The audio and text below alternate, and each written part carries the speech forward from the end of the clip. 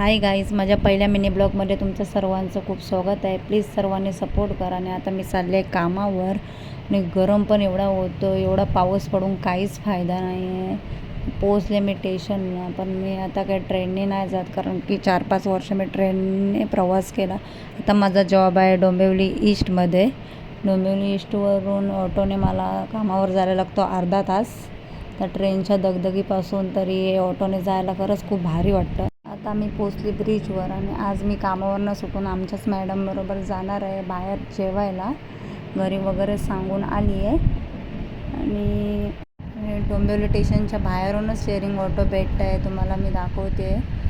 इथूनच याच्या बाहेर शेअरिंग ऑटो भेटत आहेत. आज ऊन पण एवढा आहे, रोज पाऊस पडतो पण आजच ऊन एवढा कडक पडला आहे ना. आणि गर्दी पण खूप असते सकाळी जायला. तसं काही माझं कामाचं टायमिंग थोडं लेटच आहे आणि ऑटो पण भेटली आहे. आणि लवकर भेटली ऑटो, नाही तर लाईनीमध्ये सगळीकडे विचारत जावं लागतं आणि भेटत नाही.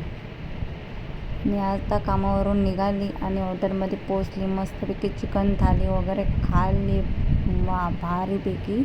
मी आता निघाली घरी जायला. वाजले होते 10:30 आणि माझा भाऊ मला स्टेशनला घ्यायला आला आहे. तर आपण भेटू पुढच्या ब्लॉगमध्ये. बाय.